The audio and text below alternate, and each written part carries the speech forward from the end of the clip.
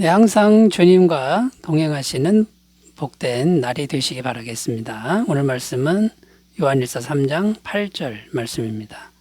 죄를 짓는 자는 마귀에게 속하나니 마귀는 처음부터 범죄함이라. 하나님의 아들이 나타나신 것은 마귀의 일을 멸하려 하심이라. 아멘. 오늘 말씀 8절 읽었는데요. 여기 보면 죄를 짓는 자는 마귀에게 속한다, 이렇게 표현하고 있습니다. 그래서 언뜻 보면 어떤 죄든, 아주 작은 죄든 짓기만 하면 마귀 소속으로 넘어간다, 이렇게 들린다라는 거죠. 근데 만약 이게 이렇게 해석을 하면요, 구원받은 성도도 이제 죄를 짓지 않습니까? 구원받았지만 여전히 죄성이 있어서 죄를 짓고 살아가는데, 그럼 구원받은 성도가 이제 마귀 소속으로 들어가는 거냐? 이런 질문이 생긴다라는 거죠. 구원받은 성도는 소속이 바뀐 거 아닙니까? 하나님 소속으로 이제 바뀐 거라고 들었는데, 죄를 지면 마귀에게 속한다, 이것을 어떻게 이해해야 하느냐라는 겁니다. 그러니까 죄를 질 때 마귀 소속으로 갔다가 또 예수님 영접하면 다시 하나님 소속으로 왔다가 이렇게 왔다 갔다 하는 거냐, 또 이렇게도 생각할 수 있는데, 그러면 우리 신앙이 굉장히 불안해진다라는 거죠. 흔들림이 심한 그런 상태가 이제 된다라는 것입니다. 우리가 죄성이 있어서 작은 죄들을 지을 수밖에 없는데, 그래도 성경은 우리가 이제 하나님 소속이다, 이렇게 증언하고 있습니다. 예수님을 믿으면 하나님의 자녀 권세자가 되었다라고 이제 말씀하고 있는 거고요. 또 예수님을 믿으면 사망에서 생명으로 옮겼고 심판에 이르지 않는다고 이제 성경은 이제 증언하고 있는데, 이게 영원하다는 겁니다. 그러니까 구원받은 성도는 하나님 소속으로 이제 이미 옮겨졌는데, 오늘 말씀에 보면 죄를 짓는 자는 마귀에게 속한다.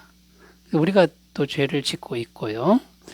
자, 그래서 이것을 이제 잘 정리를 했으면 좋겠는데, 우리가 하나님 소속이라는 이제 그 말씀의 의미는 이제 어떤 거냐, 우리가 하나님 소속이라는 증거가 뭐냐, 이제 이런 관점에서 오늘 말씀을 한번 생각해 보겠습니다. 첫 번째는요, 우리가 하나님 소속이다라는 증거는 죄를 애통해하며 회개한다라는 겁니다. 그러니까 죄를 지면 애통해하고요, 그 다음에 이러면 안 되지 하고 하나님께로 회개하면 이 사람은 하나님 소속이다라는 겁니다.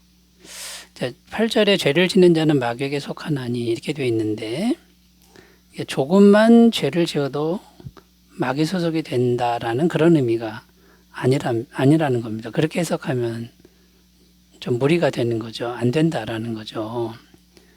여기서 죄를 짓는 자는 마귀에게 속한다, 이제 여기서의 의미는 고의적으로 죄를 계속 짓는 걸 의미하는 거고요.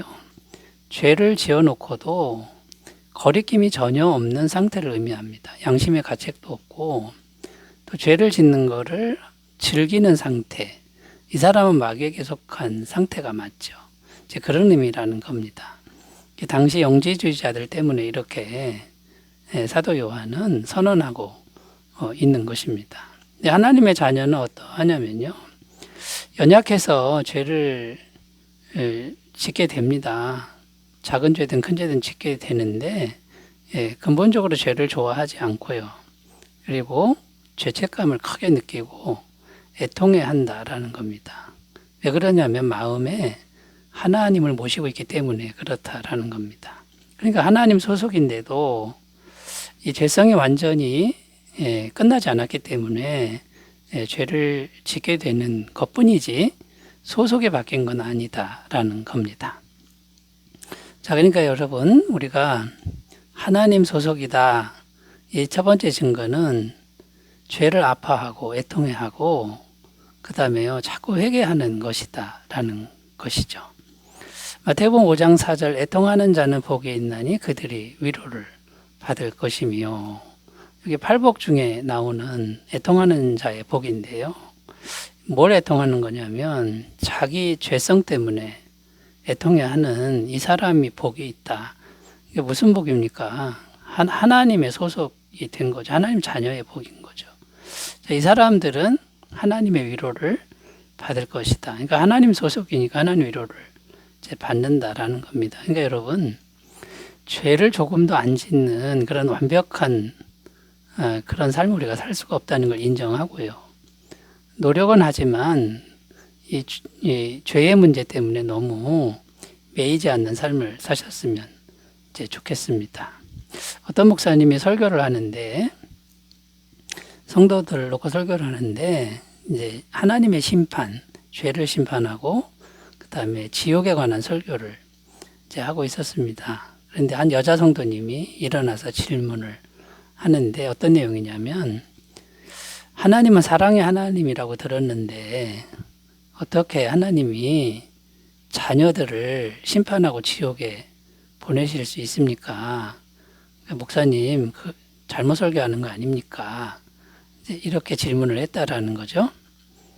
그러니까 이 목사님이 대답을 합니다. 하나님이 사랑의 하나님이고 자녀들을 절대로 지옥에 보내시지 않는 것은 이제 맞습니다. 그러나 지옥에는 하나님의 자녀가 하나도 없습니다. 이렇게 답변을 했다라는 거죠. 그러니까 지옥에 가는 존재들은 마귀 소속이라는 게 하나님 자녀가 아니라는 것이죠. 그러니까 우리가 이렇게 죄를 애통해야 한다, 이거는 하나님 때문에 애통해야 하는 거고요. 죄를 애통하지 않는 사람은 마귀 소속이니까 심판받고 지옥 갈 수밖에 없는 이제 그런 일이 된다라는 겁니다. 자, 그래서 이제 애통해야 하고 그 다음은 자꾸 이제 회개해야 되는데요. 이 회개는 뉘우치는 것을 포함해서 자꾸 안 하려고 하는 거죠. 돌이키려고 하는 그런 노력이죠. 근데 문제는 뭐냐면 자꾸 똑같은 죄를 반복해서 짓는다라는 겁니다. 이때 이제 우리가 다시 또 낙심하고 또 불안에 휩싸이는데, 이제 어떤 불안입니까? 나는 마귀 소속인가 보다, 이렇게 불안이 되는데 아니라는 겁니다. 우리가 1000만 번 똑같은 죄를 짓고 회개해도 하나님은 언제나 받아주신다는 것. 그래서 회개하는 것 그 자체가 벌써 하나님 소속이라는 것을 기억하시고 최선을 다하시기를 바라겠습니다. 포기하지 마시기를 바라겠습니다. 자, 두 번째로 가보겠습니다. 우리가 하나님 소속이라는 증거는요, 예수님을 마음에 모시고 있다, 영접하고 있다라는 겁니다. 요한복음 1장 12절, 영접하는 자 곧 그 이름을 믿는 자들에게는 하나님의 자녀가 되는 권세를 주셨으니. 자, 우리가 여러 가지 죄를 짓지만 그래도 마음에 예수님을 영접하고 있으면 하나님 소속이라는 겁니다. 항상 우리가 연약해도 예수님을 이제 의지하면 그 사람은 하나님의 자녀인 것이죠. 예수님을 의지하면 예수님이 반드시 도와주신다라는 겁니다. 로마서 10장 11절, 성경에 이르되 누구든지 그를 믿는 자는 부끄러움을 당하지 아니하리라. 그런데 마귀는 계속 속입니다. 예수님을 믿는다고, 그런데 너 계속 죄를 짓고 있잖아. 너는 예수님 믿는 게 아니야. 너는 하나님 소속이 아니야 라고 계속 우리를 우리 안에서 속삭일 겁니다. 그래서 불안하게 만들고 믿음이 약하게 만드는 거죠. 자, 여기에 넘어가면 안 된다라는 겁니다. 우리가 죄성이 있어서 이게 잘 해결이 안 되고 계속 죄를 져도 예수님을 의지하는 이 한 가지를만 붙들고 있으면 이건 하나님 소속이고요. 이 예수님이 계속해서 부끄러움 당하지 않도록 죄사함의 은혜도 주시고 성령의 능력도 이제 주시는 걸 꼭 믿으셨으면 이제 좋겠습니다. 자, 그래서 예수님을 마음에 영접한 사람들이 이제 힘써야 할 일이 뭐냐면 마음으로 계속 예수님께 기도하고 예수님을 의지하는 그런 고백을 해야 된다라는 겁니다.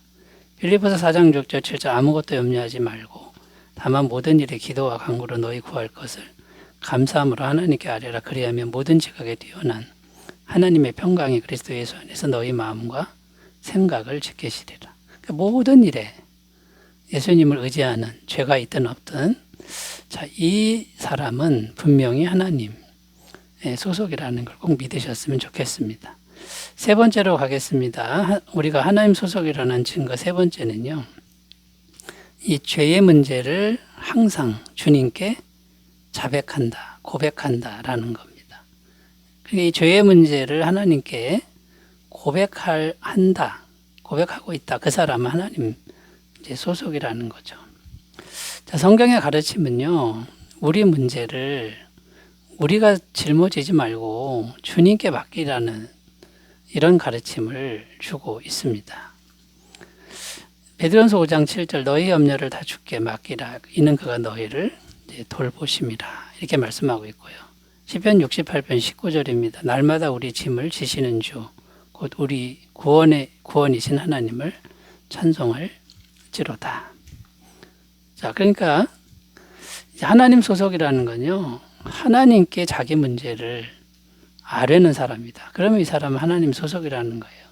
근데 하나님께 아뢰지 않고 자백하지 않고 혼자만 갖고 있으면은 이게 이제 마귀가 원하는 일이라는 겁니다. 하나님과 분리시켜서 연결되지 못하게 하고 이 사람의 영혼을 도둑질하려고 하는 거죠.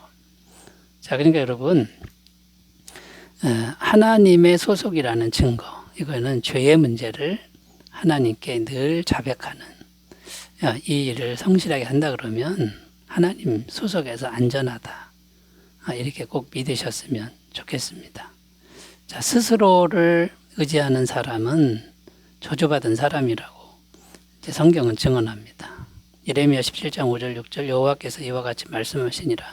무릇 사람을 믿음의 육신으로 그의 힘을 삼고 마음이 여호와에게서 떠난 그 사람은 저주를 받을 것이라. 그는 사막의 떨기나무 같아서 좋은 일이 오는 것을 보지 못하고 광야 간조한 것 건건한 땅 사람이 살지 않는 땅에 살리라. 마음으로 고백하지 않고 자백하지 않는 사람은 하나님과 단절이 되어서 사막에 있는 떨기나무 같다. 이렇게 말씀하고 있는 거고요. 이 죄의 문제를 하나님께 고백한다 이것은 이제 마음이 하나님과 연결되는 겁니다. 하나님은 죄의 짐을 하나님께 달라고 하는 것이죠. 이걸 하면은 이 사람은 시냇가에 심은 나무처럼 된다고 말씀합니다. 예레미야 17장 7절 그러나 무릇 여호와를 의지하며 여호와를 의뢰하는 그 사람은 복을 받을 것이라. 그는 물가에 심어진 나무가 그 뿌리를 강변에 뻗치고 더위가 올지라도 두려워하지 아니하며 그 잎이 청청하며 가뭄은 해에도 걱정이 없고 결실이 그치지 아니함 같으리라. 자, 그러니까 여러분 마음으로 좋은 것만 드리는 게 아니라 특별히 짐을 드리고 문제를 드리고 죄를 드리는 이 일을 성실하게 잘 하시는 분은 하나님 소속 안에서 하나님 안에서 안전할 줄로 믿습니다. 자, 이런 삶을 성실하게 잘 사심으로 날마다 하나님 안에서 승리하시기 바라겠습니다. 기도합니다. 하나님 아버지, 우리가 죄가 있으나 분명히 하나님 소속입니다. 불안에 떨지 않도록 도와주옵소서. 예수님 이름으로 기도드립니다. 아멘. 주님의 임재 충만하시기 바라겠습니다. 감사합니다.